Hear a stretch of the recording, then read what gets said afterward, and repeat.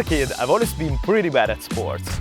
And other kids always made fun of me because of that. To avenge myself, I decided to learn the hardest skills in the 5 most popular sports in the world. It was a challenge and it was personal. I just had no idea how hard that was gonna be. Skill 1, the corner kick. This one is a legendary kick in football. To get it, you need to kick the ball on the side, making it spin in the air in order to give it a curved trajectory. It's extremely cool. And I've never been able to do it. Until now. And so I started trying, and for the first few attempts I was really far. It's really hard. I wasn't able to give the proper effect, and that led me to kicking too far from the goal or behind it. But I knew the only way to get the hang of it was just keep trying over and over again. At the beginning it almost felt impossible, but after 20 minutes, this happened. Yes! Yes, cool. So, Roger Federer's fastest serve is about 142 miles per hour, which is absolutely insane. And even though I've never played tennis in my life, I'm gonna try to beat that. My plan was to try intuitively first, without knowing the technique. And so I started practicing. And at the very first attempt, I got 83 miles per hour. I need to double that.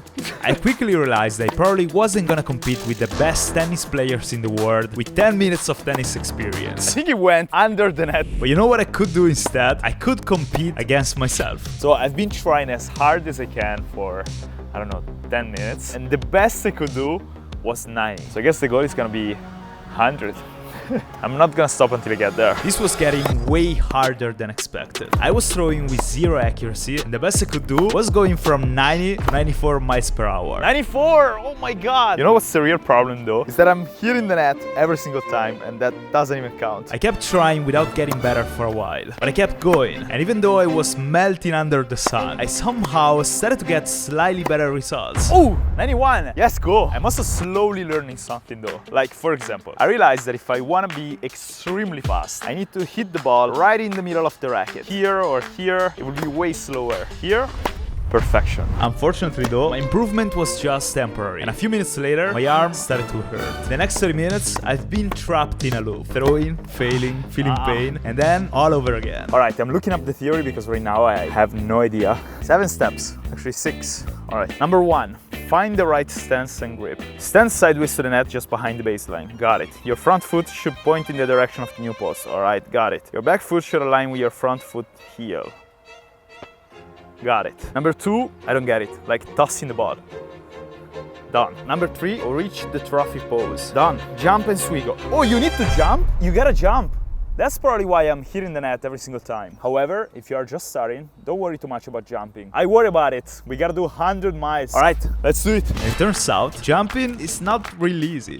I couldn't find the right combination, and I wasn't hitting the ball stronger than before. And here is when I stopped talking. I had to focus, because I wasn't getting better at all. The sun was melting me, my arm was hurting, and we also had to leave the court in like 30 minutes. I had to get it, but I had no idea how. But then, while watching a video of Nadal serving, I realized something. I was basically jumping before throwing, and that doesn't work.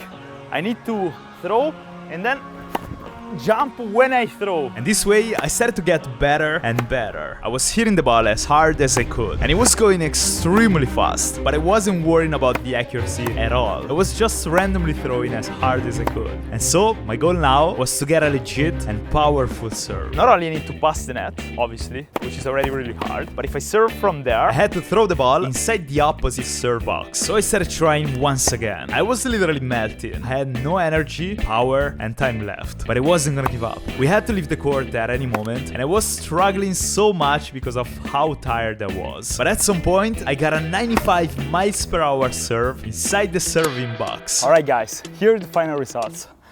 I'm about to throw up. I hit 95 here in the small area. I'm gonna sleep all day. I'm gonna go shower and I'm gonna sleep all day. And after spending the afternoon on Duolingo, the next day I was ready for skill number 3. Bicycle kick. This one is kinda scary for me, guys, I'm not gonna lie. I tried it once when I was a kid and I never tried since then because I landed on my neck. Alright, I guess I'm gonna just try it. It's so scary. I need to get comfortable in throwing myself. I'm having backflip flashbacks here, which is not great. But I kept trying. Was it good? I don't think so. My goal for this one is to nail the style, not just like scoring the goal.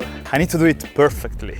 I'm gonna be honest, this wasn't too bad actually. I mean, the style wasn't perfect and the accuracy was pretty bad. but I was somehow throwing myself. But unfortunately, that didn't last long. On my next attempt, I badly landed on my back, and that changed everything. That kind of hurt. How are you supposed to land without hurting yourself? I have no idea.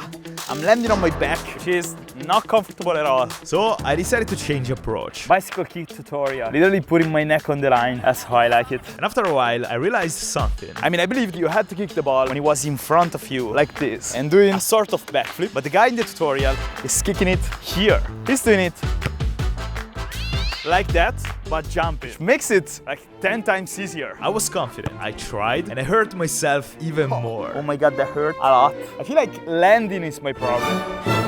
After that moment, I kept practicing over and over. I really wanted to get it, but I only achieved pain and having a worse technique than before. Oh my god, my back hurts so much. And I don't even know how to get the ball. Guys, I really want to keep going, but my back is broken. I want to stop for a while.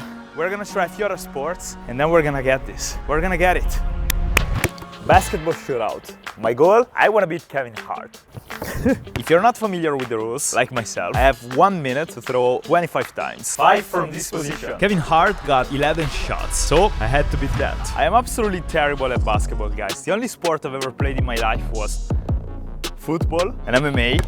Alright, let's do it. Sorry in advance about my technique. And I really meant that. As soon as I started trying, I realized how long this was gonna actually take. Out of the first 5 throws, none of them went in. And I kept the same level of consistency for all the other attempts. After 20 throws, I literally got only 1.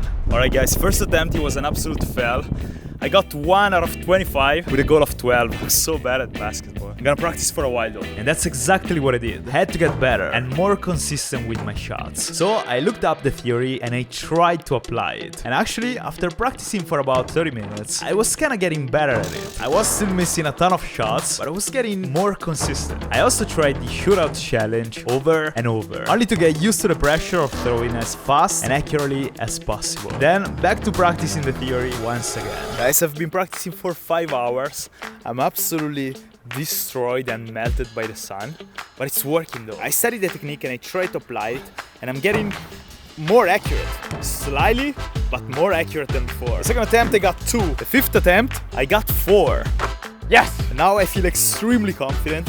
I want to try one more time. We're gonna get it. This video was turning out to be extremely hard. Oh, come on! But probably my expectations were a bit too high yes. too. No! I was thinking I was gonna compete with people who trained their whole life in a specific skill. But in that moment I realized the real competition, the only competition that mattered, was against myself. And even if the progress came slow, and it took basically all my energy to achieve it, after 20 throws, I was having the best score so far. Yes! 5! Not only I got points, but I was also consistently getting really close every single time. You see what I mean? Every single time. And then, at the last 2 throws, this happened. That was a 7 actually. Best attempt so far. Let's get this one too.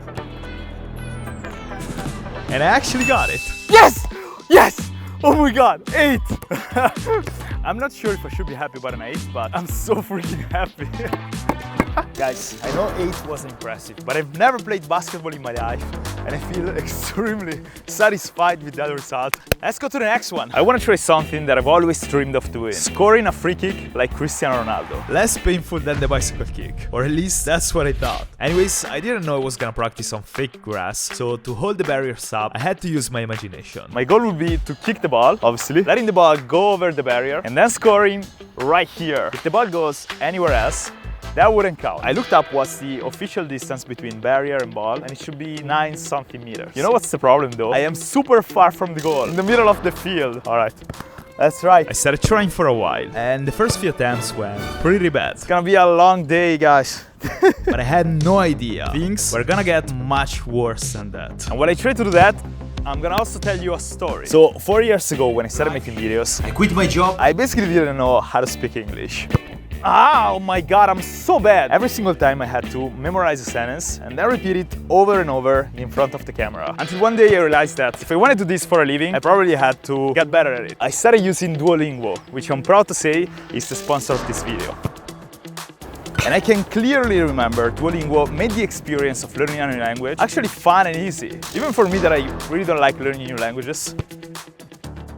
I was low. It was great, but it was low. And I mean, that's probably also why Duolingo is the #1 way to learn a new language, with 100 total courses across 41 languages. In the meantime, I was actually getting better. Still low, come on. But in that exact moment, I realized something terrible. You'll see what I mean later. I think I just broke something. Let me drink. You know, a few years ago, I was on a budget, alright?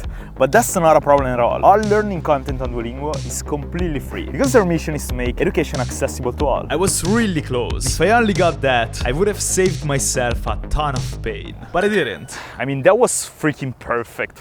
It was just low. Download Duolingo for free using the link in my description and add me at mikeshake2. Here is the problem. The more I tried, the more my leg was hurting. It started like a light pain, but kick after kick after kick, it became a strong one. It's getting worse. I was basically forcing myself to ignore the pain because I wanted to get it so bad. I arrived at a point I couldn't even walk anymore. I'm not even joking. I wanted to get it. Mainly because I rented the football field and I didn't want to waste time and money. I had to get it. Every single time I managed to hurt myself just for you guys. It was clear to me that I strained my legs muscle. Ah! And still, I was trying and I was actually getting pretty close. Did you see that? Did you see that? 10 minutes went by and I promise you, I was about to give up because of the pain. I'm not joking, this is how I walk now. But then, this happened. And even if it wasn't perfect, I was extremely happy. Yes, go! Oh my god! Oh my god, I'm in pain. I rested a few days, and when I was ready, I wanted to try the bicycle kick once again. Alright guys, I'm ready to try the bicycle kick once again. My back is basically destroyed. Oh! But I checked the theory and I feel extremely confident. And I finally got a plan. 4 steps to get a perfect bicycle kick. Step 1, lifting the non-kicking leg. This allows you to jump higher. Step 2, using your arms to twist your body while you're in the air. This allows you to kick towards the goal. Step 3, I gotta bring my non-kicking leg down to allow the kicking leg to go up. 4th and final step. And in my opinion, that's the most important one. And that's the fall. Previously, I was literally landing on my back. That's why it hurts right now. But in reality, I should twist mid-air and then land on my side. Alright guys, my back actually hurts a lot, so I'm gonna try to get it as fast as possible. And so I started trying one more time. I gotta trust myself and jump. Making sure to apply all the theory I just learned. Gotta get confident. Come on. Ah, I got scared, I didn't jump. Here's the problem. Some of the kicks were actually great. Oh my god, that was so cool. But I really wasn't jumping. I didn't jump, but that was so cool. I kept practicing though. I spent the next 30 minutes trying, getting closer and closer, and actually improving my technique. But after every single attempt, my back was hurting more. And because of that, I was also getting more and more scared of falling. Guys, I'm tired, it's so hot. And I have a block in my head that says I shouldn't fall. It's almost the same fear I have when I try to backflip. It's probably the worst fear I have. It's a block in my head that says I shouldn't flip backwards. And we are seeing that again right now. It's a challenge against my head. I'm not scared of feeling pain, honestly. I don't care about that. I don't like to flip. Gotta fight that. I gotta fight that. And after getting really close once, this happened. I hit my thumb with my knee. I don't know how, guys. I just know it's been extremely painful. You can actually hear the sound. And from that moment, I had to worry not only about my back, but about my finger too. I actually thought it was fractured or something. It was pretty bad. Just another reason why I was blocked and I couldn't let myself fall. Oh my god. I don't know if you can see how shaky I am. Here, it hurts. I don't know what it is. Every single time I hurt myself. Every single time. Alright guys, I'm gonna stop for today. I'm gonna try to rest this finger right here. I'm not gonna be defeated by a bicycle kick. I'm gonna get it. Next time I'm gonna get it. Alright, next one is about baseball. I have never played baseball in my life. I have no idea how to play baseball, and I have never watched a baseball game in my life. And yet, I want to try to learn an extremely cool technique. The knuckleball. The knuckleball is a technique that allows the ball to avoid spinning in the air, and therefore it also moves unpredictably. I started trying intuitively and I had absolutely no idea about the technique behind the knuckleball. I just kept throwing, trying to make the ball fly without spinning, and it wasn't working at all. The only thing I managed to do was to hit the camera in the process. Alright, we're fine.